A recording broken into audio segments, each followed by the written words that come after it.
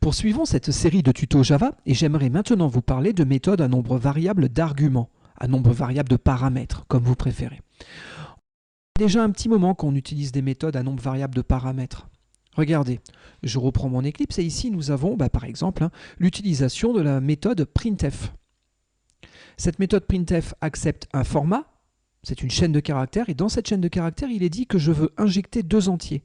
Du coup, effectivement, on a une virgule, et on injecte bien deux entiers sous forme de paramètres suivant le format. Le truc, c'est que ici, je propose d'avoir trois entiers à injecter dans cette chaîne, et donc ça me fait bien une méthode avec quatre paramètres, le format et les trois entiers.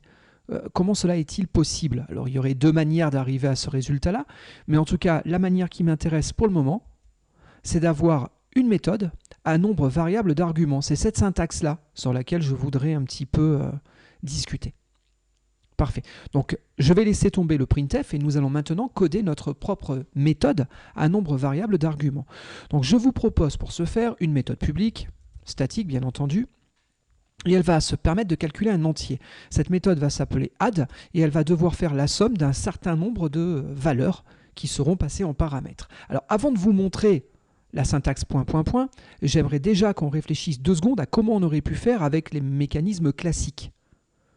Avec les mécanismes classiques, la seule chose qui me vient à l'esprit, c'est de vous proposer d'avoir un tableau d'entiers. Ce tableau d'entiers, je l'appelle values, et donc c'est lui qui va contenir un certain nombre d'entiers. Du coup, regardez, ici je propose d'avoir un accumulateur. On l'initialise à la valeur neutre du type de données considérées, donc ici ce sont des entiers, je le mets à 0. Et regardez, je vais utiliser l'assistant forEach pour générer cette boucle qui va parcourir tous les éléments de mon tableau. Donc mon tableau c'est values, et un à un, une à une, les valeurs je vais les extraire et je vais les appeler val. Du coup, le corps de ma méthode, de ma boucle, c'est accumulator plus égal val. Donc une par une, je vais sortir les valeurs et je vais les ajouter à mon accumulateur. Quand j'aurai fini, je retournerai la valeur de l'accumulateur. Bon, ça c'est du classique. On a utilisé un tableau. L'avantage du tableau, c'est qu'on ne sait pas à l'avance quelles seront la taille des données qui vont lui être passées. Donc par exemple, ici, je vais faire un tableau d'entiers. Je vais l'appeler values. Et donc je vais l'initialiser avec 10, 20, 30, 40 et 50. Bon, rapidement, 10 et 20, 30, 30 et 30, 60 et 40, 100 et 50, 150. Parfait. Donc du coup, si jamais je m'amuse à faire un system.out.println et que j'affiche le résultat de add sur lequel je passe mon tableau de valeurs, et bien notez, on a bien calculé la valeur 150. Parfait. Par contre, question, est-ce que je peux, oui ou non, avec cette syntaxe, invoquer mon add sans fournir aucune valeur? Autre question qu'on est en droit de se poser, est-ce que je peux passer un certain nombre de valeurs? Par exemple ici 10, 10,20, 10,20, 30. Bon, la réponse est claire, le compilateur est là pour nous dire que mon idée ne marche pas. Effectivement, la seule façon de pouvoir invoquer mon add, c'est de lui passer un tableau. Alors après, avec un nombre quelconque de paramètres, mais il veut un tableau d'entiers. Très bien. Ces quelques lignes, je ne les supprime pas. Regardez, je vais me contenter de les commenter. Alors pourquoi je les commente? Parce qu'à partir de Java 5, alors c'était il y a quelques années maintenant, mais à partir de Java 5, il y a eu une petite nouveauté. On a permis donc de faire des méthodes à nombre variable de paramètres. Avant, ça n'existait pas réellement. Donc du coup, je vais aussi commenter cette méthode. Alors avant de la commenter, je la copie, je viens de faire CTRL-C, et je commente le bloc. Très bien, à partir de là, je repose ma méthode, et donc je vais changer ma syntaxe. Ici, au lieu d'utiliser un tableau d'entiers, je vais mettre point, point, point. Je vous rappelle, c'est la syntaxe qu'on a constatée. Regardez, là je me mets dans le system.out.printf, je me mets en plein milieu et je fais CTRL, SHIFT, espace. Du coup, la signature qui m'est proposée ici me dit bien qu'il me faut un format et un certain nombre d'objets qu'on va devoir injecter dans ce format.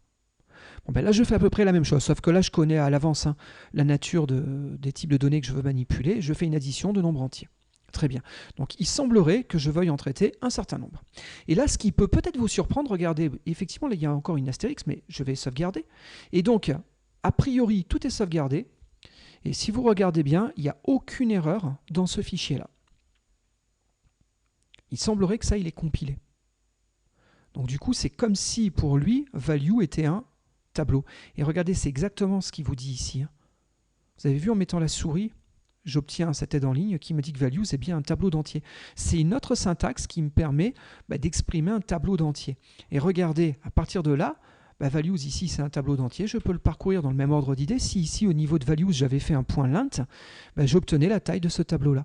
Donc, je n'ai pas changé fondamentalement grand-chose. J'ai simplement utilisé cette nouvelle syntaxe.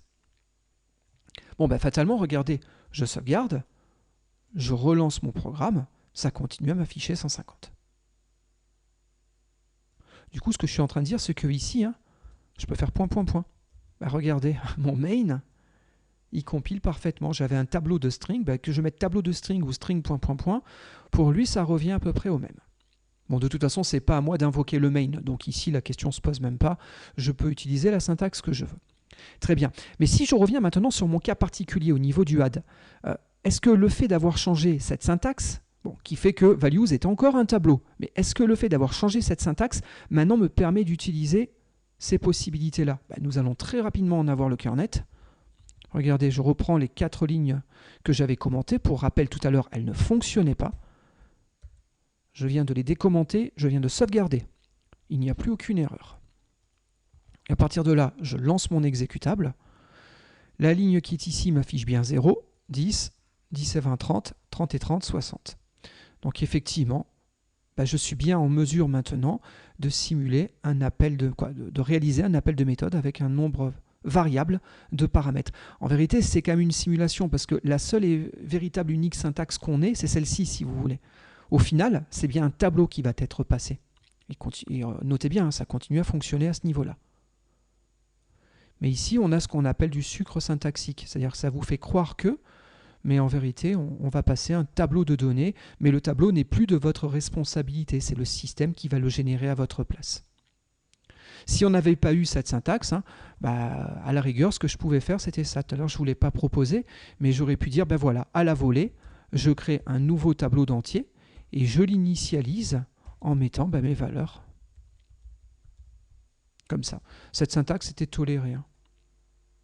Que je crée mon tableau initialement et que je lui passe, ou que j'invoque ma méthode avec un tableau créé à la volée, ça fonctionne quand même. Si vous voulez, c'est exactement ce qui va se passer ici. Là, à chaque fois que je vais passer mes paramètres, lui en interne, de manière complètement déguisée, moi je ne le verrai pas, mais il va me reconstruire un tableau à partir des données que je lui aurai passées en paramètres.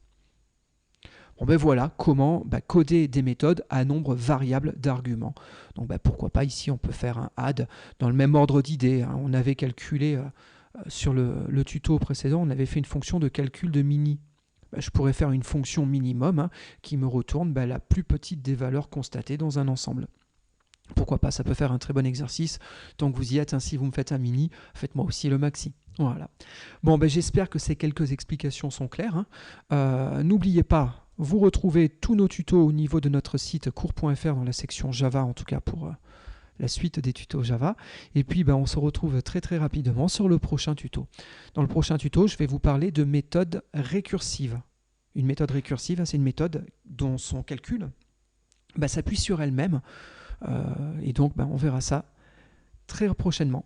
Voilà. Merci de votre attention. À bientôt.